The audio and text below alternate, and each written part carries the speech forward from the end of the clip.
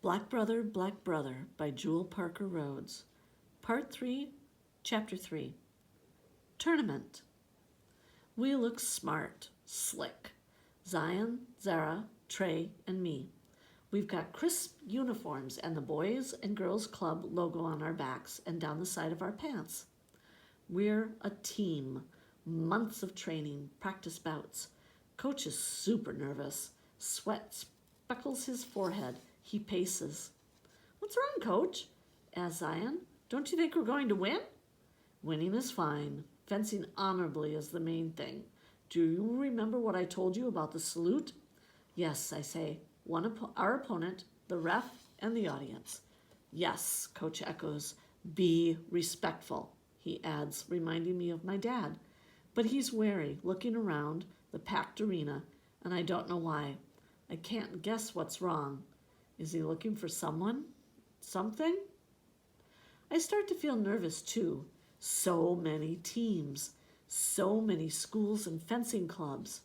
It's only a citywide preseason meet, but it makes me think of the Olympics. A world of athletes, excited people in the stands, waving banners and flags. It's easy for me to spot Middlefield Prep. Its blue and gold sword insignia hanging high. If I looked down closer to the floor, I'd see Monsieur Durant and the Middlefield team. I don't look down. I don't want to see Alan's awful face, but I can't help myself. Across the arena, Alan and his Middlefield crew are staring at me, Zion, and Zara, like they think looks alone can intimidate. Zion and Zara stare back, clasp hands. Trey glares, untangles his headphones. Coach murmurs, "Fencing has aristocratic roots, but you belong here. We all do." I study the other teams. Most are 6 fencers or more. We're just 4. I wish we were 7. Then I'd be excited, not nervous. In this arena, fencing seems like a white sport. But that can't be true everywhere, can it? Seems like a private school sport, too. Oak Grove, Delhaven Prep, Country Day. Pressure builds in my chest. I am intimidated, not by Alan, but because I've never competed in a sport before. How do players do it? I'm nervous, thrilled, excited, and anxious all at once. I swallow hard, feeling like I might throw up. Zara calmly stretches. Zion looks petrified. Trey, being Trey, bounces his head to the beat only he can hear. Why didn't I think of that? Music to soothe, distract me. Girls fence first. There are lots of girls carrying all kinds of blades, foils, épée, sabers. Makes me wonder why Middlefield Prep doesn't have any girls on the team. I wonder, is it Alan and his crew's fault, or Monsieur Durant's? Doesn't seem fair.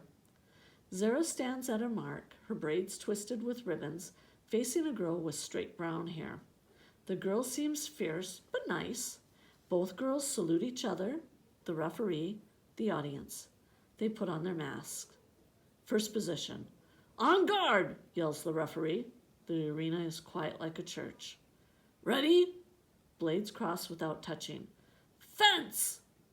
"Hey, black girl!" A roaring shout. Startled, Zara's head turns. She's touched before she recovers enough to parry. I groan. Though I can't see Zara's face, I see her head move left towards the shout. Zion, even though he knows he shouldn't, is softly cursing. Trey murmurs, "Come on, Zara, come on." Unlike basketball, football, soccer, there's not supposed to be any shouting, chattering, or heckling. Nobody knows who made the call, but I do. Trey does. It could only be Alan. Why doesn't the ref restart the match? Why doesn't he, Coach? Coach looks down at me, eyes strained, weary. He says, "No matter what, keep focused." Zara shouldn't have lost her focus. Anger bubbles inside of me. Coach should be sticking up for Zara. For the first time, I want to talk back. Tell him he's wrong. He's tough, but he shouldn't be blaming Zara. Zara's off her game. Next point, she wins. A parry, a lunge. Time is ticking and her opponent is good. Zara's opponent parries, then touches the foil tip right above the heart. The foil bends like a wire. Match. Zara loses 2-1. Zara salutes her opponent, walks to our team huddle. You okay? Zara's mask still on and I can't see her face. I want to tell her to take it off. Zion shakes his head. I get it. Zara's crying and she doesn't want anyone to see. Coach says, get some water and rest. My right leg lifts to the ball of my foot and my heel taps uncontrollably. Remembering the chants of black brother, my mouth goes dry. My heart races and I want to scream. Zion has his arm around Zara. Trey, headphones still on, stares red-faced at the floor. I know he's thinking another sorry. Sorry people can't see we're related. Brothers. Can't see skin color is just a shade. Trey has my back as best he can. But for the first time, I'm not caring about me. I'm caring about how Alan's shout unsettled Zara. Black girl said with fury and disdain, not kindness and respect. What if everyone went around shouting out people's skin color? Stupid, stupid, stupid. What if I screamed, white boy, at Alan? I know I shouldn't want it, but I want revenge. Not for me, but for Zara. Coach watches me, watches my hands twisting, my head bobbing, my feet jittery. I think he's going to say something. He doesn't. Now he's scanning the crowd. I try to see what he's searching for. Is it a fencer? Another coach? I'm not happy. I think coach should comfort Zara. Deep breaths, in and out. Holding my air 3 seconds, 10 seconds. My body won't calm. I focus on keeping my limbs still. Electric scoring is used in regional, national, and international meets, coach tells us. Even though this is preseason, shortened bouts, we're all suited up. A metallic vest is layered over my jacket. Wires are attached to the button on my foil's tip and behind the silver clasp that protects my hand. Cables attached to me and a reel allow movement. The field is metallic too. What if there's a short and I get zapped? Other bouts, mine included, are about to start. The crowd hushes like a dying breeze. I clench my jaw, waiting, imagining. I'm hearing, black brother, black brother. There aren't any shouts. Still, I'm not all together.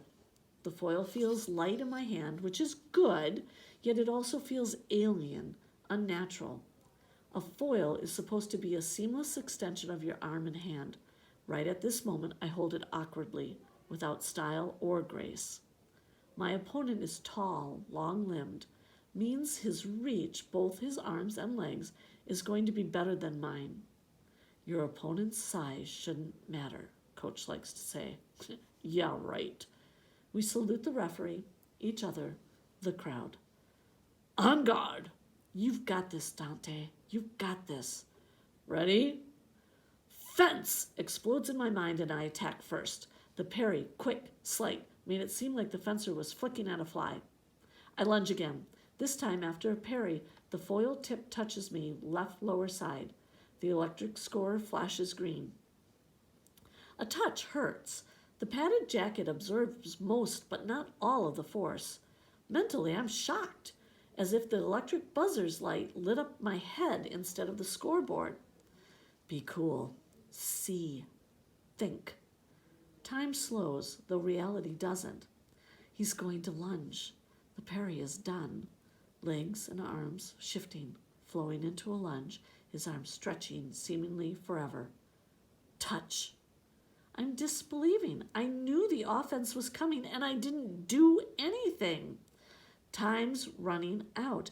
I don't want to advance or retreat. 3 minutes forces both of us not to delay, wait, or waver. We have to fence.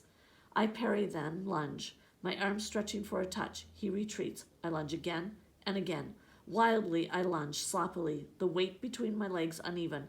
My opponent doesn't have to engage my blade, just retreat.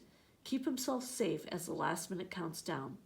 5, 4, 3, 2, 1. Buzz. All done. I turn from the court. Wait, I forgot the salute.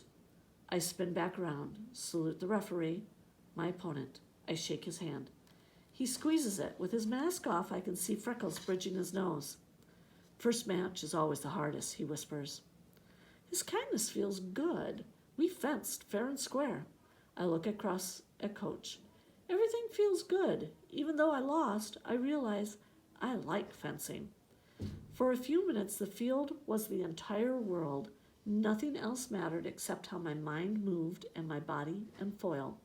Everything about me, in me, felt tested, and it felt great. My opponent fenced fair. I fenced fair. Both of us drenched in sweat. We shake hands, equals. That's how it's supposed to be done. Zion, Zara, and Trey look whipped, beaten. Hey, don't be low. We did it. Yeah. Lost, grumps Trey. Doesn't matter. Look around, I say. No one expected us to be here. We're here. Black kids. My darker brother, I poke Trey. Don't joke, annoyed. Trey brushes me away. It's cool, Trey. Really, it is. I can't explain it. I feel goofy, elated. 2 sets of siblings throwing down. I look at Zion, Trey. Be real. You know you liked it. Both cracked a smile. It was pretty cool, says Trey. Like I was an electric robot, hoots Zion, with an electric sword. What do you know about robots and electric swords? Trey and Zion start squawking, chilling, goofing around. Zara's still unhappy. Zara, I say gently, you were awesome. And I mean it. Tough keeping cool, but you didn't give up. Yeah, tough. Next time, no jerk is going to upset you. Unbelievably, Zara hugs me. Then Zion and Trey pile on. We're all hugging. Teammates. I look up at Coach. I get it, I want to say. Focus, fence fair, and your success.